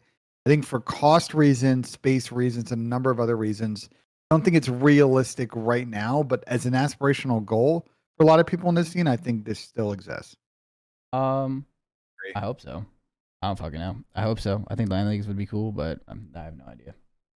With that shit, I just roll with it. I mean, yeah. It just depends. There's like so much. I feel like back in the day, a LAN league was just so much easier, just because of like the situation of the league and everything. Like it was just not like how it is now. So like I don't know. The economics are hard. There's a teen travel and accommodation issue. Space, like there's a number of factors I think that prevent that right now. But I think aspirationally, people still want it. Yeah. I just don't think economics support both on the team side, because the team business right now in esports is really rough. And on the league side, they can figure it out, but the team side probably would be difficult. And then the last question I want to talk about, and this is an interesting one. I saw this during our conversation. We were talking about the Expo stuff, but circling back on this now is interesting. They wanted me to ask you your thoughts on going to like what Halo does and what COD has had in the past some years, where vetoes are gone and it's just a random map set every series. Would you like that? Dislike that? So if we had better maps, I would like that. To be fair, I feel like the map pool in Call of Duty the last 2 years has been pretty shit. Like there's a couple good maps and there's a couple really shit maps. If you ask me from the competitive side, I like the fact that you have to play every map. I think that's really important. I think you should never have to have an auto veto where like you won't play even in the finals. That's why I like the fact that like if you're Team B, you might play Fortress Control, you might play Silo Control, like all your shitty maps, whatever. So I think that alone kind of takes that aspect out if you're actually trying to be a championship caliber team. I just think the maps in COD suck so much to the point where there's always like a couple maps that are just so bad. And like even like in Cold War, we had Checkmate S&D until thank God we got rid of that shit. Like there's just a lot of maps that are just not like as competitive as they should be. So it kind of makes it weird. And I'll say too, like every team should be able to get like, should be able to play at a high level at all these maps. But at the end of the day, you're going to have better maps than others. And then like, I feel like it also makes like series weird in the sense of like just the strategy of it. It's like, oh, well, we just got an unlucky map set. Like I know the counter argument to that is like, yeah, just be good at every map, but it's just like weird. I kind of like the vetoes. I wish I would probably be more on this fence of saying like get rid of the vetoes and play every map if the maps were more competitive. but I just don't think they are. Asked. So I think Yeah, like we're just gonna be like, oh, bro, we got Fortress Control on this set, or we gotta play like you get like a Fortress Control Mercado Search. yeah, like imagine if your map set hypothetically you go to play the final and the first 3 maps are, again, you have to be good out of them all, but it's Hydro Hardpoint, which I actually think is not as bad as people think, but Hydro Hardpoint, Mercado S&D, Fortress Control, then you get like a good one, say like Hotel Hardpoint, and then you get Fortress S&D. And you're just like, well, damn. You know what I mean? Like, it's just like, I think the fact that shit like that can happen, or you play a best of 5 and it's, Hydro, Fortress, or some shit. It's just like weird. So it's like, I feel like the maps, like COD just has to be a better competitive game for that to happen, to be completely honest with you. Like, I just don't think it's there. We've tried this. After AW, they tried it for a bit with no vetoes. And we did it in AW. There was no vetoes in AW. And there was vetoes at the end of AW. At the end, I played Optic on Retreat Hardpoint in every final, and trust me, that was their map. I remember that shit. AW, I'm almost positive. Events for auto, but AW season 3. If you go back and watch VODs, like I think they started implementing it, but I'm almost like I want to say 99% sure that I played that Optic Dynasty on Retreat Hardpoint in the finals a few times, and it was not fucking fun because they were so fucking good at that map. But I'm pretty sure at Champs, when we drew them first round, we played them in Detroit Hardpoint, if I'm not mistaken. Yeah. And that's a map that's a map that we were much more competitive on, but like you see, that's kind of weird. Like I don't know, but I do think AW had better maps though, so at least that was better. Well, they added a lot. They had a lot of maps throughout the season. AW, we had Compound at the end of the season. We had Compound, Rise was added at one point. Like, but that's again, it all comes down to maps. I agree with you. I think if we had better maps, down to discuss, no vetoes, could be interesting. But right now, I think vetoes is one kind step at a time, please. It's more watchable. Although when teams are choosing to play Fortress Control, it's whatever. But that's in theory, the no maps thing makes sense in theory. But I let's like worry about spawns being consistent and other stuff before we start doing that shit. Like for fuck's sake, like the last 2 years have just been a shit show with maps. Agreed. So I think that is it. This is a great episode, Chris. Even though we didn't have matches to talk about, and we will next week, I thought this is a good episode, a good catch up. So I hope you guys all enjoyed this one. You want me to continue doing the outro, or do you want to do it, Chris? I mean, I'll do the outro. So I mean, I appreciate all of you guys obviously being here, watching and stuff. This was a different episode for us because of the fact that we didn't have matches to really like break down, and we're kind of getting ready for this one. We took off last week, and I was talking to Ben. We were talking to each other about it. We don't really want to take off weeks, even if it's a boring time. We're going to try and get like some more guests on. We definitely do it at an early hour, but like try and get some more guests on for those like off weeks or something, or just in general, just so we have like other stuff to talk about. It doesn't always have to be like super like gameplay breakdown-ish, like what we do and like all the stuff that we break down. It can also just be like player history and just bullshit. We can just bullshit about like older times of the player and stuff that they've gone through. Like it could just be a regular ass, like, just talking and podcast too. It doesn't always have to be this. So next week, I actually am last minute flying on Monday, so we might need to move next week's episode. I was saying, if we have to move it Tuesday, it's fine. But like, so we're gonna try not to take off like off weeks and like try and have some other forms, because we don't want this just to be like during the season. Like in the off season, we want to do this too if we can. So we do appreciate you guys supporting. I'm pretty sure the last podcast did incredible on YouTube, by the way. Like for my channel, I'm pretty sure it got like a really good amount of views for I think like 30K, which is good for us. So yeah, so again, we do appreciate you guys showing so much love so far. We're still obviously working towards and everything, but I hope you guys enjoyed all the talk and stuff with this one, and we will see you guys next week.